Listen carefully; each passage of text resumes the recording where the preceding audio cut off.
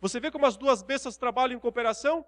A segunda besta, que então no final se encarna, se torna o falso profeta, é o que dá apoio ao anticristo, é o que dá apoio à primeira besta. E já no primeiro século acontecia isso. Apocalipse vale para todas as épocas. No primeiro século, o sacerdote pagão, o sacerdote idólatra, exigia que o imperador fosse adorado. O imperador, o anticristo da época.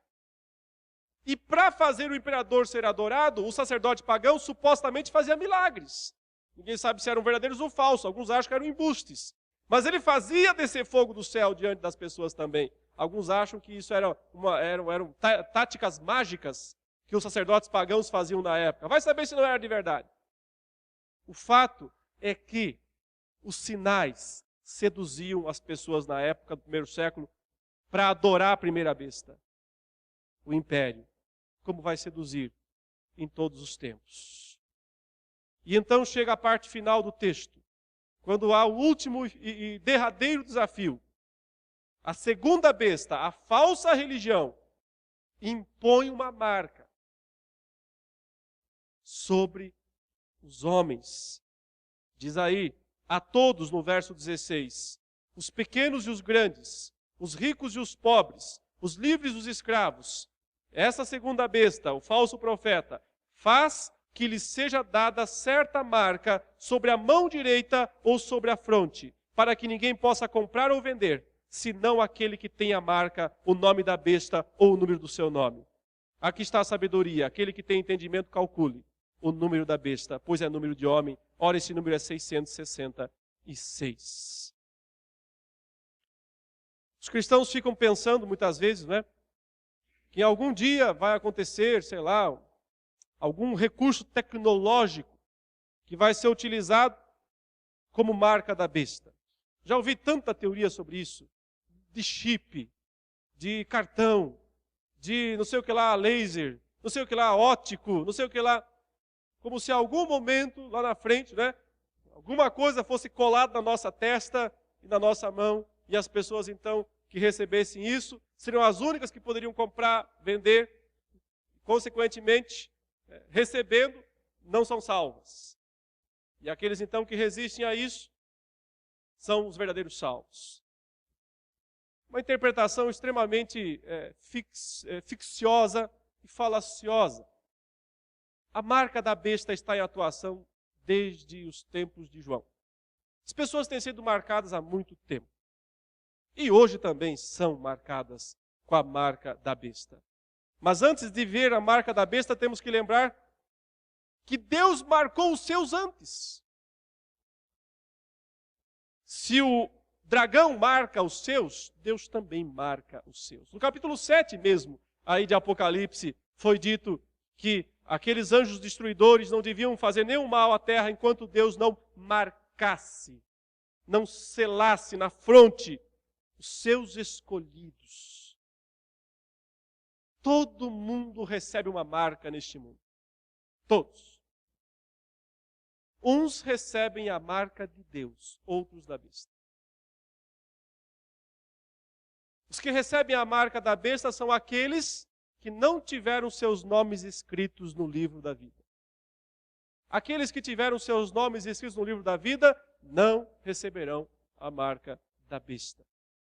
Mas precisam provar isso. Através do quê? Santidade. Santidade. Fronte e mão representam o quê? Intelecto, vontade, pensamentos, ação, atitudes, feitos, realizações. Ser marcado na fronte e na mão quer dizer que tudo que você pensa e faz, toda a sua vontade e ação, estão condicionados, escravizados aos interesses da besta, aos interesses do dragão. Significa que você é um cidadão deste mundo, um fiel servidor da besta. Receber a marca da besta para os cristãos do primeiro século, sabe o que era? Ir às praças públicas e adorar o imperador. Era isso para eles. Até porque, se eles não fizessem isso, eles perdiam o emprego. Eles perdiam o direito de negociar. Não comprava, não vendia. Estavam fora da sociedade. Se eles não aceitassem o padrão da sociedade maligno, o padrão maligno da sociedade, eles estavam fora da sociedade. Quanto ao número, meus irmãos, 666, tentativas infinitas são feitas para tentar entender. O mais provável é que João esteja usando uma técnica enigmática do primeiro século, conhecida como gematria. A gematria consistia em atribuir valor numérico às letras e então somar quanto que dava, né, o valor de um nome, por exemplo. Qualquer nome, qualquer palavra, nesse sentido, pode adquirir um valor numérico. Por exemplo, A1, B2, C3, D4. Até o Z, que vai ter, não sei se é 22 ou 24. Não sou muito bom de matemática. Isso não é matemática, né? Você soma as letras, os números representantes das letras, e você chega a um número. Então, o seu nome tem um número e talvez pode dar 666. Vai saber, né? E alguns nomes no primeiro século eram famosos por ter esta soma. Um deles era Nero César. Nero César, a soma dos números das letras do nome Nero César pode chegar a 666. A conta é um pouco complexa porque você precisa pegar o nome Nero César em grego, transliterar para o hebraico e então somar as letras. Fazendo isso, chega-se numa forma defectiva do nome, é verdade, mas encontrada em alguns manuscritos antigos. Você chega ao número 666. Porém, Nero estava morto já há quase 30 anos. Ele morreu em junho de 68, do primeiro século. Então, de certa forma, não podia ser Nero. Muito embora o imperador que estava lá, Domiciano, era tido como um Nero ressuscitado, né? No sentido de que ele estava trazendo a mesma perseguição outra vez. E, curiosamente, o primeiro nome de Domiciano, que é Titus, ele chamava Titus Flavius Domiciano. O primeiro nome, Titus, na versão grega, Teitan, somatória das letras, dá também 666. E muitos outros nomes foram propostos. Por exemplo, a palavra latino. Não é aquele aí, o cantor, né? Embora esse seja uma... Deixa, esquece. Não é o cantor, o povo latino, ou seja, Roma, né? Roma era povo latino, também a somatória. Alguns pais da igreja achavam que pudesse ser a palavra latinos, que a somatória também dava 666. Ou seja, muita coisa pode dar 666. O nome Hitler pode chegar também a somar 666. Se você contar as letras a partir de 100. A, 100, B, 101, assim por diante, também chega a 666. Nós concluímos disso que o Senhor não quis que ficasse claro exatamente quem era naqueles dias, né, o nome deste homem. Mas como muitas possibilidades existiam, incluindo César, Nero, incluindo César Domiciano, então é como se ele dissesse, eles estão por aí, os representantes do dragão, os anticristos, que o próprio João disse que já estavam no mundo e que estavam por lá, mas falta o último, o final e definitivo, que não apareceu ainda, o anticristo escatológico. Ele não vai, necessariamente, colocar um carimbo na nossa testa. Mas ele, como todos os outros, tentará nos tornar adoradores da besta. Viver segundo o mundo, viver segundo o padrão do mundo. Meus irmãos, é simples. Se você hoje quer e vive como um verdadeiro cristão, um crente verdadeiro, isso significa que você não mente,